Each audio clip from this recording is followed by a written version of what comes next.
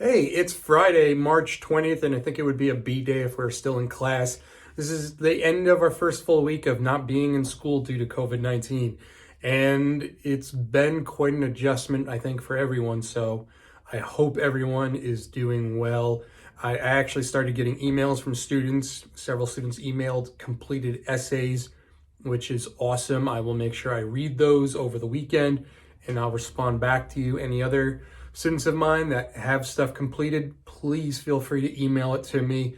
Email me anything you need to, any questions you have, even if it's not about ELA, even if it's not about an essay, don't hesitate. I'll respond as soon as humanly possible. I get it right to my phone, so it's not a major issue. And obviously, given the quarantine information stuff, the lockdown, there's no place we can go. I've got plenty of time on my hands. And I promise you that I am limiting my video game playing to nights, 1 hour a night, which I think is a good lesson for everyone out there. Try not to, let it consume you just playing video games. And in case you're wondering, Neo 2 right now, Neo 2 on the PS4 Pro. And just today, because it is March 20th, Animal Crossing just came out on the Switch, and I did get that too. So I haven't tried it yet. And I mean, well, that's a lie. I did start it up so I could create my character, but I don't want to make myself sound any worse than I already have. Normally in my classes on Fridays, we would do independent reading. And I think that would be a good subject for today's little video, independent reading. I'm hoping that everyone out there has access to books so that you can read. And I really think that given this prolonged period of time where we're really limited in what we can do, that we take this opportunity to read. I think yesterday I mentioned that, the only way to get better at things is to practice. And I mentioned the stigma with reading. And reading has a huge stigma for students, particularly in the middle school. Middle school is where a lot of students start being tasked with reading aloud. And I think for many students out there, this is a very, very scary proposition. I think a lot of students get caught up in being afraid that they're going to make a mistake, they're going to mispronounce a word, they're going to get hung up on something, and then people are going to mock them or laugh at them, or that they'll be exposed in some strange way as being, not proficient as a reader. And that's rather unfortunate for a couple of reasons. Number one, I hate to think that any student, whether they're my students or not, is limiting their ability to participate in a class and get practice because of what they think might happen to them, what their perceptions might be based on, maybe past practices or what they get caught up in their head. And, I think I've told my students this before, a lot of times when it comes to reading, especially reading out loud, when you're worried about making a mistake and people judging you, something happens. And this is very important to understand. Instead of thinking about the words on the page that you're reading, you're thinking about, I'm going to make a mistake. And if you're thinking about making a mistake, inevitably, you will make a mistake, right? It's like if you're driving and you're worried about hitting a pothole, so all you're doing is looking for pothole, you stop really focusing on everything else that's going on the road. So inevitably, you're going to crash. It's like that for reading. If you're so focused on, oh my God, I'm going to mispronounce this word, oh my God, I'm going to mispronounce this word, and you're doing all of those tricks that students always do. And again, I'm getting up there in years, I've been around almost since the time of dinosaurs. I know the same things people do, right? They did them back when I was in middle school, way back in the 80s. Okay, so you do three things. First thing kids do when they're afraid of reading ahead or reading aloud, they scan the passage, right? So teacher's going to assign something. They look through a passage and they try to figure out the word that they're going to mispronounce and try to say it over and over and over in their head. And then inevitably what happens is you're so fixated on that word that some other word that's super simple to read is the one that causes you to stumble, which is even more embarrassing because then you're telling yourself, how could I mess up that word? How could I mispronounce the? And then you tell yourself, how do you mispronounce that? And, some kids tuh. And then, everyone freezes and just stares. It's tuh? just say duh. Don't do that, right? Number two, the second thing that students like to do to try to prepare themselves for the fear of public reading is when like the teacher does that like classic thing of, okay, this person's going to read the first paragraph, that person's going to do the second paragraph, and so on. Students will sit there and try to like work out and do the math, like, okay, no, I'm going to be reading this paragraph. And they practice that paragraph over and over and over.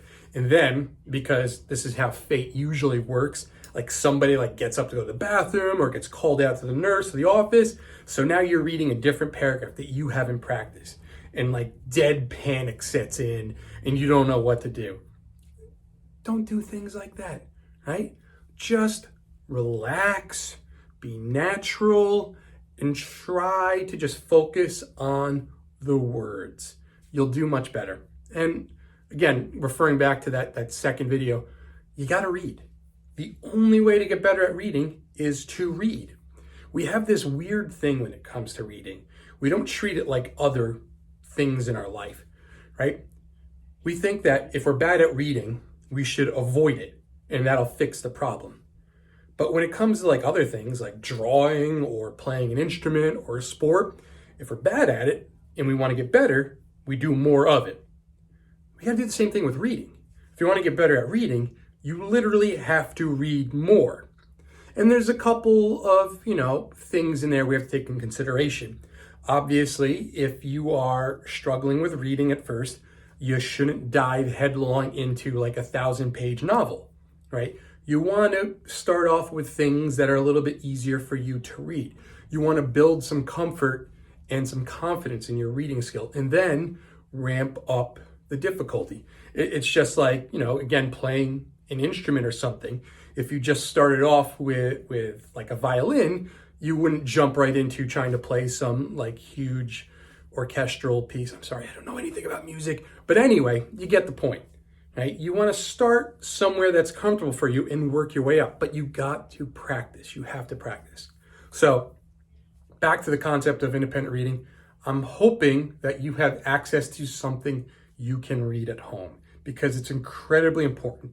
And my recommendation for you would be to set up at least 20 minutes a day. 20 minutes a day where you can read. Now, I would actually prefer you do more than that, but I'm a realist. And besides doing these videos and trying to create stuff online for you, I'm also in the process of teaching my 9-year-old son.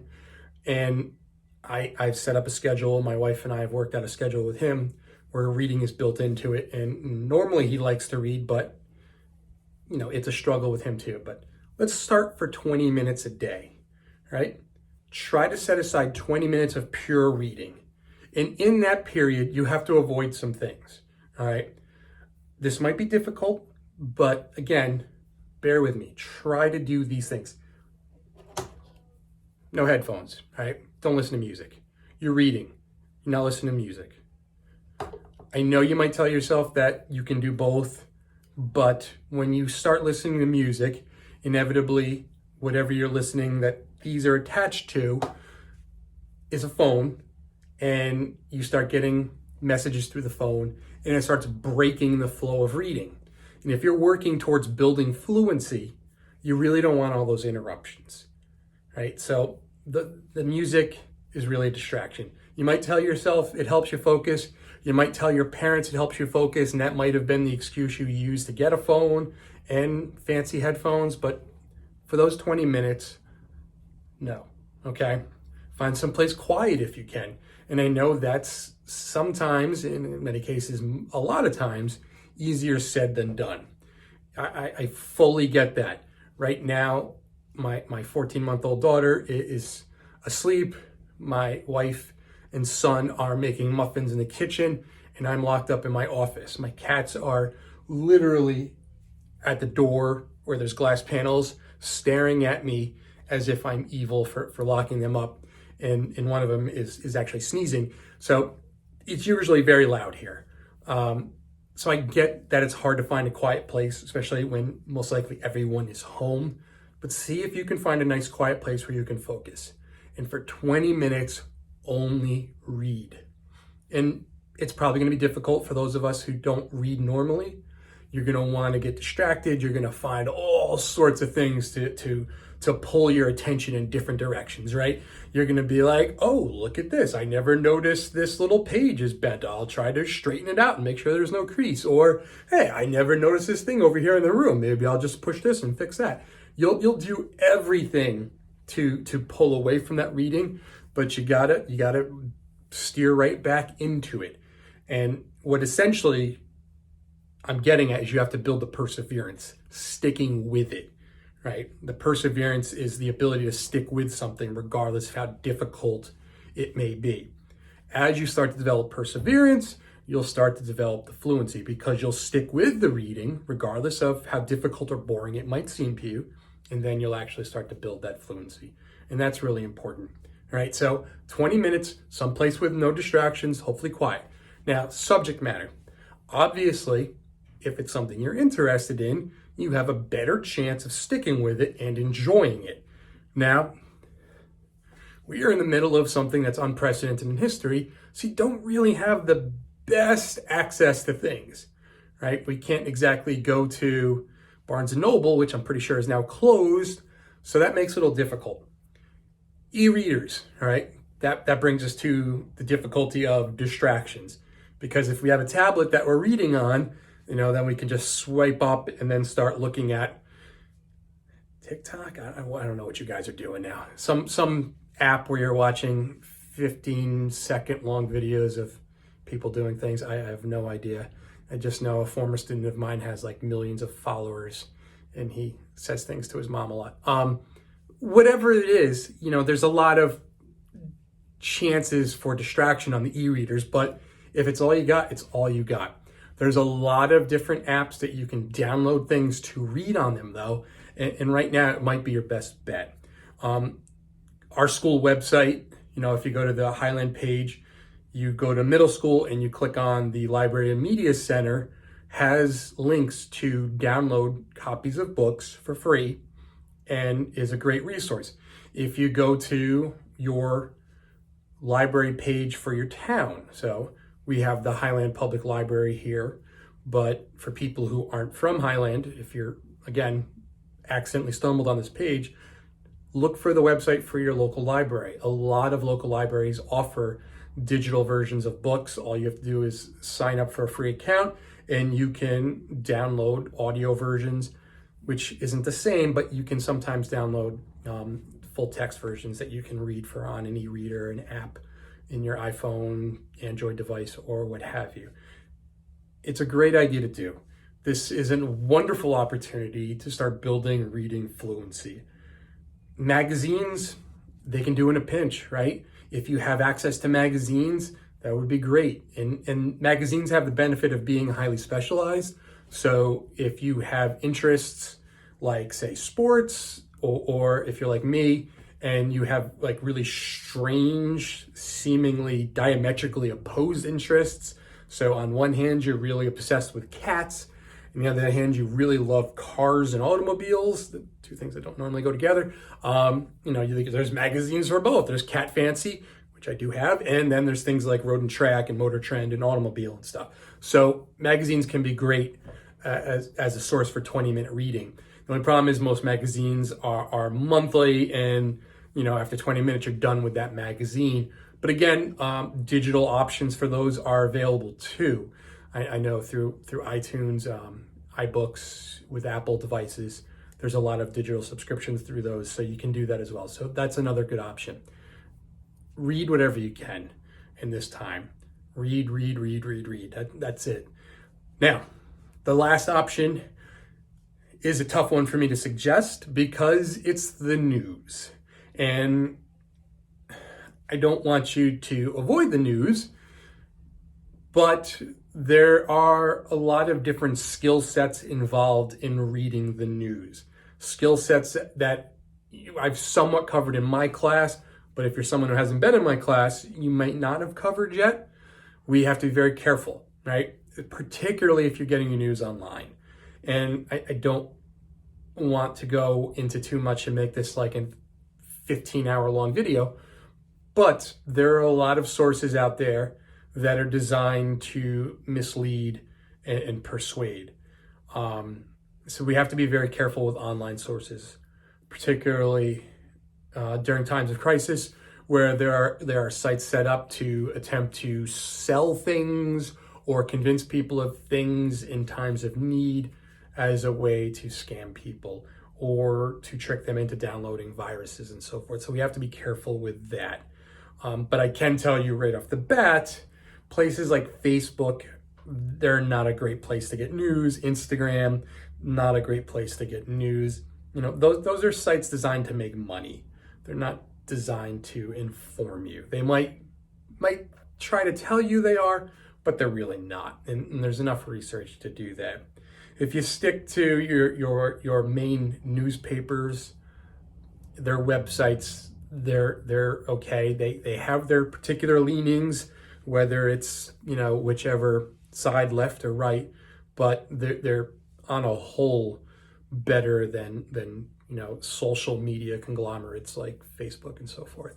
So that's it for this video. I think on weekends, so tomorrow would be Saturday, I might make videos where I just draw. One of the things I used to do in my class is draw a different thing on the board every day. And, you know, it seemed like my students enjoyed that, and a lot of students would request different characters. And there was a lot of requests I received from students for things that I didn't get to draw. And I kind of miss that. I kind of miss having that chance to talk to students and making that connection through artwork. And maybe that could be something I do on weekends so that students of mine can have that, can see that and have that connection. I know I have a lot of students who do like to draw. So quick video of me just drawing and talking about it, the process, and maybe offering some sort of insight or pointers on how to do it. It'll be weird because I'm self-taught and that presents different challenges, but it'll be something I do. If you're interested in that, I think what, you know, the cool kids in videos do say, you know, leave a comment and then I can, you know, check and see what I can do about that. Again, for my students, I tend to draw Western style, you know, like Marvel comic type stuff. Anime isn't really my forte, so that's something I have to put a little bit more effort into when I'm actually drawing. But again, you can leave comments. And of course, if there's anything else ELA related or school related you want me to talk about, please leave a comment or email me and I'll do my best. And I really hope you're all doing well and finding ways to make the best out of this situation. And as always, look at the positive for this. You are living through history. You are living through something that will be written about in history books, will be studied. And at some point, we will all talk about how amazing it was that we went through this, we persevered, and are better for it. So I'll talk to you later. For now, that's it. And I look forward to working with you all. Have a good day.